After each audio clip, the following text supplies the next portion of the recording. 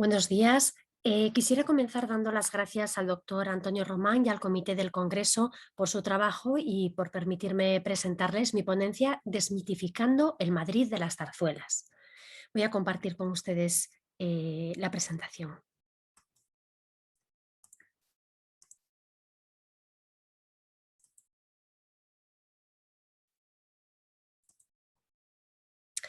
Bien, como es bien sabido, Madrid es la cuna de la zarzuela, no solo por ser la ciudad que vio nacer al género y el lugar donde se produjeron la práctica totalidad de los estrenos, sino por estar presente de una u otra forma en buena parte de ellas, recreando su ambiente, costumbres, lenguaje y tipos populares que inundaban la escena, especialmente de los sainetes líricos de las dos últimas décadas del siglo XIX.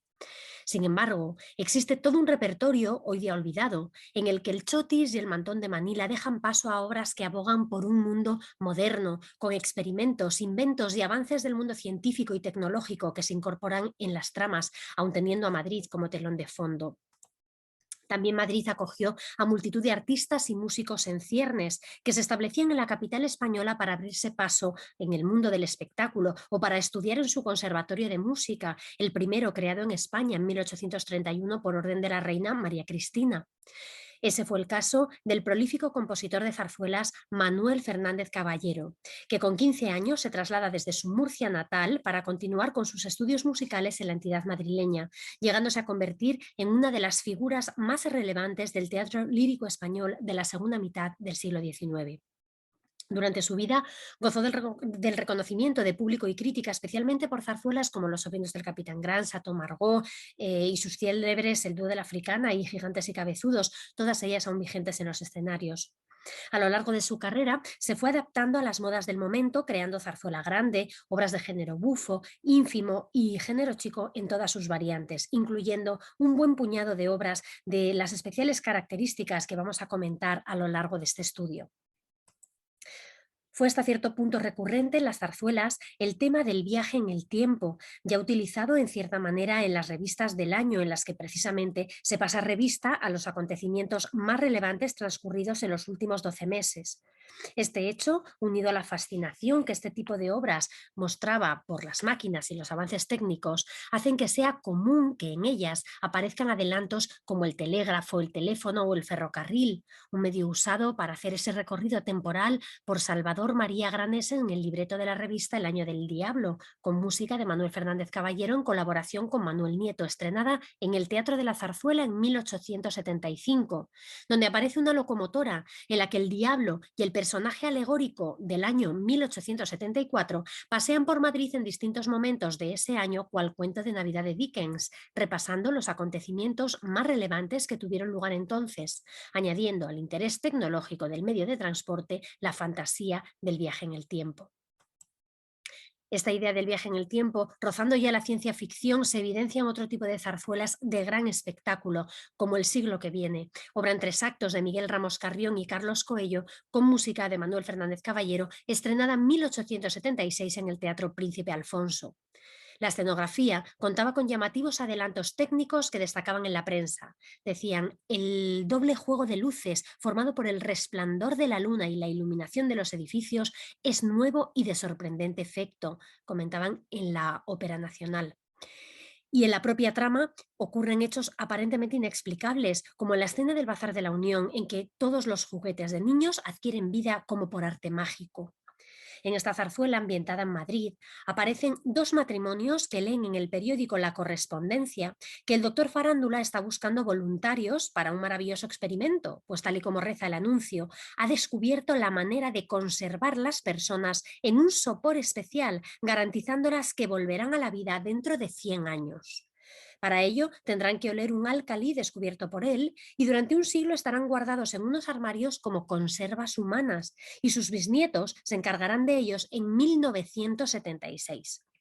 Álvaro Ceballos concede a este hecho una gran importancia, pues afirma que el empleo de latas de conserva en el experimento excede sus aplicaciones posibles y que es este elemento de tecnología especulativa el que permite adscribir el siglo que viene a la ciencia ficción. Tras algunos chistes, como el de pedirle al doctor que les eche alcanfor para que no se apolillen, se producen varias escenas en el futuro y no como las mencionadas revistas del año que viajaban hacia el pasado reciente. Resulta muy curioso observar cómo se imaginaban los libretistas el futuro siglo y sus avances tecnológicos y científicos, inventándose unas cuantas máquinas, algunas de las cuales se hicieron realidad. Se trata, por tanto, de una literatura de anticipación. Hay un sol eléctrico que alumbra por las noches, una máquina que corta el pelo, que riza y afeita por poco dinero. Además, para oír música, ya no necesita la gente venir al concierto, la oye desde su casa y le sale más barato. La gente viaja en globo porque las distancias son enormes. Se habla de la fotoelectrogalvacingrafía, que hará que muera la pintura al óleo. Respecto a las pinturas, explican además que los cuadros para las exposiciones consisten en unos pocos borrones, porque el pintor hace el cuadro y el que lo ve se lo imagina a su gusto, haciendo referencia al impresionismo. Aseguran que la gente decente no toma cafés ni refrescos, sino cervezas. Y también se describe cómo será la moda futura, asegurando que las mujeres visten con aspecto varonil y la moda para el pelo es teñírselo de azul. En el último cuadro aparece la decoración de la Puerta del Sol convertida en puerto de mar, con barquitos de vapor y un tranvía marítimo, una situación similar a la de la obra temprana de Verne, París en el siglo XX de 1863, en la que la acción se sitúa también en el siglo futuro, concretamente en 1960, donde impera la economía y el mundo industrial, contrastando con los intereses del protagonista, el joven poeta Michel Dufresnoy, un apasionado de la literatura clásica que en su recorrido por París ve con pesimismo esa sociedad del futuro y sus avances técnicos. Se trata, por tanto, de una distopía. En esta novela también se convertía a la capital francesa en una ciudad costera gracias a una serie de canales que lo abrían al mar. Un proyecto similar ya se había ideado en España en tiempos de Felipe II, tal y como relata Álvaro Ceballos, con la primera propuesta de comunicación fluvial a través del Jarama entre Madrid y Lisboa, tema recurrente en diferentes periodos que también se plasmó en otras zarzuelas, como Madrid-Puerto de Mar, pieza bufa en un acto de Salvador María Granés con música de Eduardo Navarro, estrenada en el Teatro Recoletos en 1892 y calificada por sus autores como chifladura cómico-lírica. En la obra se prepara un gran acontecimiento. El mar va a llegar a Madrid, pues va a unirse con el Mediterráneo mediante una boda con el río Manzanares. Los personajes alegóricos inundan esta pieza. La diosa Cibeles como fuente madrileña, la Villa de Madrid, el Manzanares, la mar y todo tipo de peces que en realidad representan a diferentes políticos y militares del momento. La decoración del último cuadro es precisamente una vista del puerto que es descrito así en el libreto. En el fondo, la Puerta de Alcalá. A la derecha, el Palacio de Murga. A la izquierda, la verja de los Jardines del Retiro. Un puente colgante atraviesa la escena en toda su extensión. Varias embarcaciones cruzan por debajo del puente, figura que la bahía ocupa todo el escenario. El libreto del siglo que viene bebió de varias fuentes, pues también se basó en el libro El mundo como será de Émile Soubestre, publicado por Fascículos en París en 1845 con una reedición del libro en 1871. En la obra, la joven pareja formada por Mauricio y Marta desean visitar el tiempo futuro, para lo que van a contar con la ayuda de Monsieur John Progress, que, montado en una locomotora inglesa, se ofrece para enseñarles el futuro, haciéndoles caer en un sueño cataléptico del que solo se despiertan en el año 3000, donde verán todos los avances tecnológicos que se han producido, pero que no hacen más felices a los hombres, siendo precursora del género distópico del que hemos hablado. Otra zarzuela que también se basó en la misma obra de Soubestre, en este caso con música de Manuel Nieto y Ángel Rubio y libreto de Guillermo Perrín y Miguel Palacios, se estrenó en el Teatro Variedades más de una década después, en 1887. Se trata de Madrid en el año 2000, una zarzuela ambientada en la capital española y en los albores del siglo XXI, a la que sus autores la subtitularon Panorama lírico, fantástico, inverosímil de gran espectáculo. Consta de 2 actos y 10 cuadros, entre los que llaman la atención los 3 primeros al referirse a innovaciones tecnológicas y al próximo siglo, titulado respectivamente Servicio telefónico, el telescopio y el siglo XX.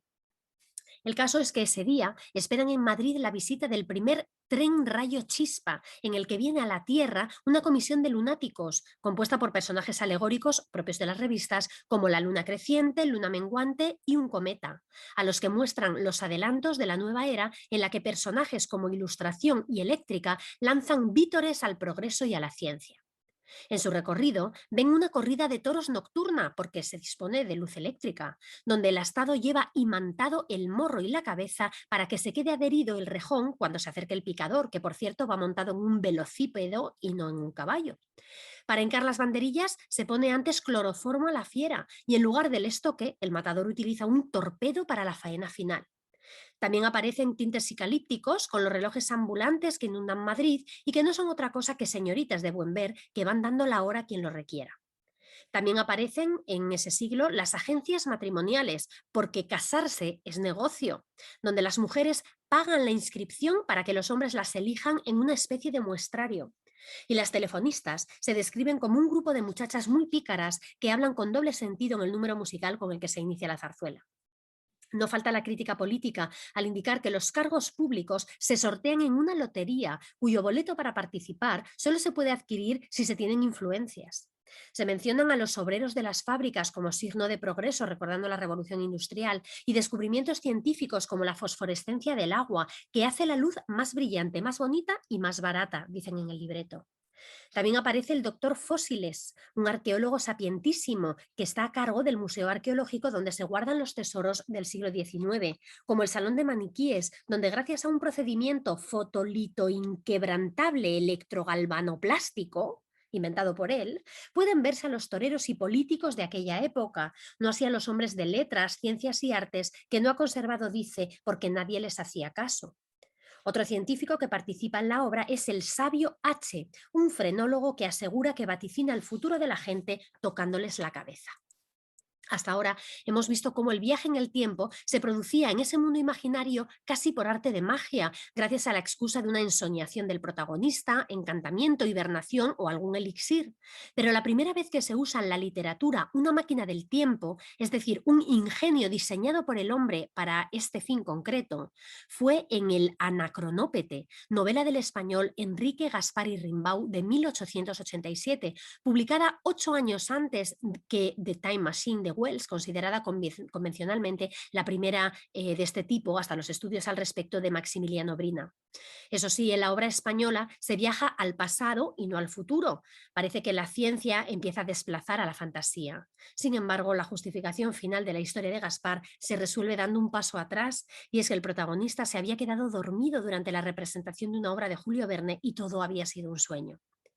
La obra de Gaspar y Rimbaud fue concebida originalmente como zarzuela de gran espectáculo en 1884, aunque nunca llegó a ponerse en escena.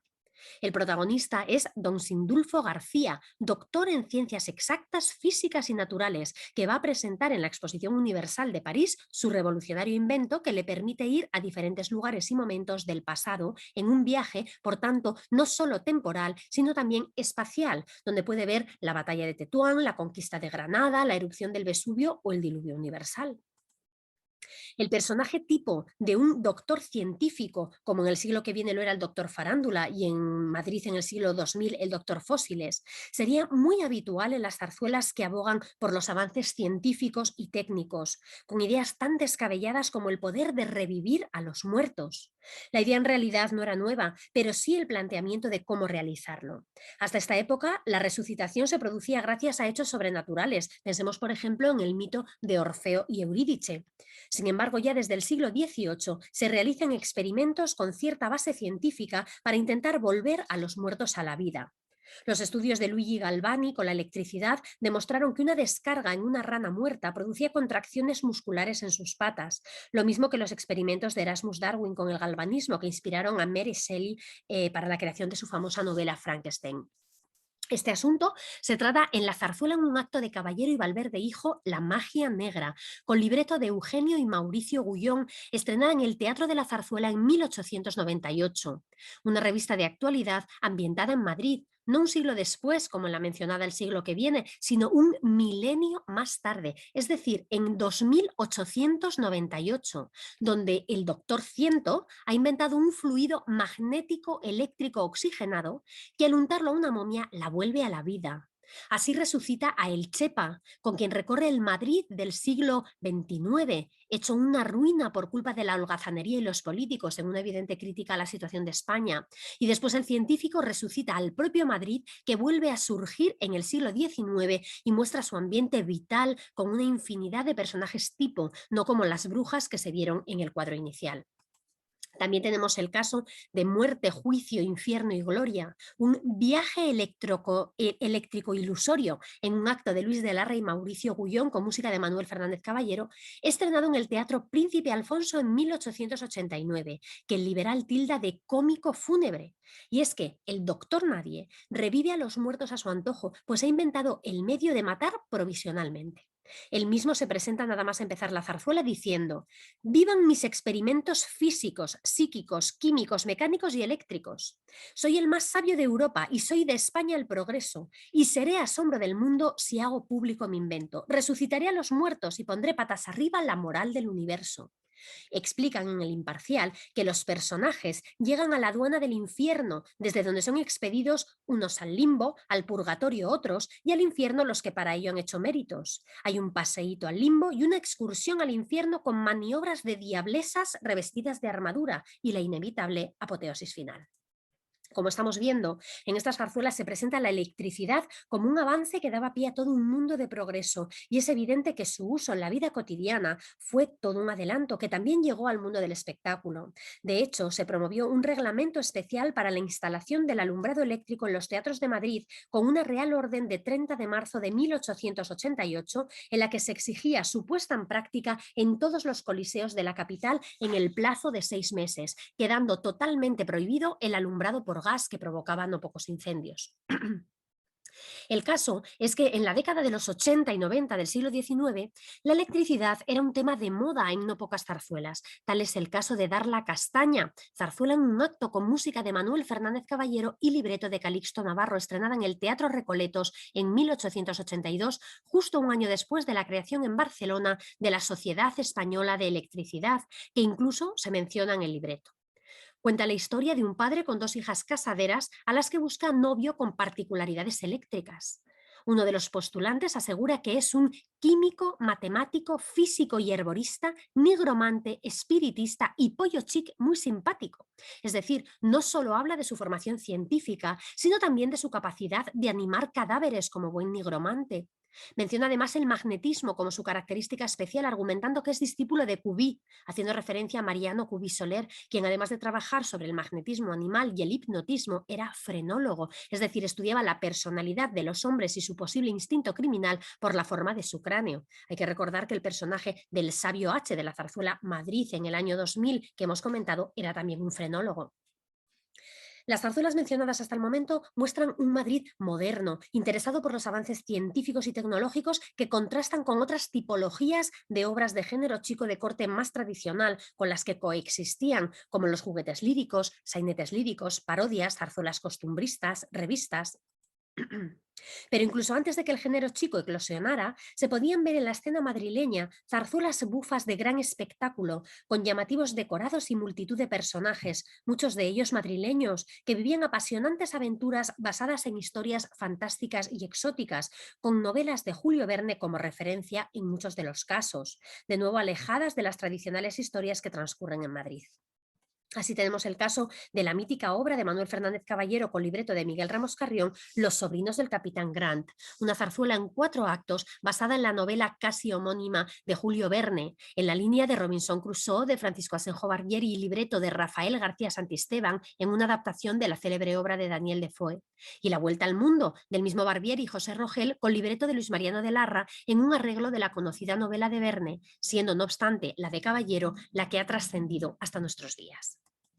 En ella, el subteniente Mochila y un puñado de personajes más van a recorrer el mundo en un bergantín para rescatar al capitán Grant, que ha naufragado en un lugar remoto, y así recibir un gran tesoro como recompensa, sucediéndoles en su periplo incontables aventuras, algunas de ellas de lo más disparatadas e increíbles. Sufren una tormenta con una gran inundación, un terremoto, la erupción de un volcán, tienen que ascender por los Andes, un cóndor atrapa a uno de los expedicionarios, deben enfrentarse a un pelotón de fusilamiento, a unos maoríes antropófagos e incluso al descarrilamiento de un tren, además de una batalla submarina en la que un pulpo gigante ayuda al protagonista a luchar contra un malvado forajido. Una escena surrealista muy propia del género bufo y uno de los momentos más bellos que jamás he visto en el mundo de la zarzuela, gracias a una producción del Teatro de la Zarzuela con Paco Mir en 2001, acompañada de una idílica música descriptiva de Caballero y de la que vamos a ver un pequeño fragmento.